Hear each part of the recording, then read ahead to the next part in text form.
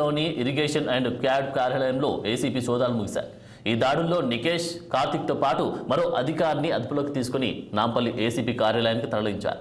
ఇటీవల పలుమార్లు లంచం తీసుకుంటూ ఇద్దరు ఏఈ నికేష్, ఈఈ కార్తిక్, మరో అధికారి ఏసీపీకి పట్టుబడ్డారు. ఇరిగేషన్ కార్యాలయంలో నిన్న సాయంత్రం 5 గంటల నుంచి ఇవాళ ఉదయం 6 గంటల వరకు దాదాపు 13 గంటల పాటు సోదాలు కొనసాగించారు.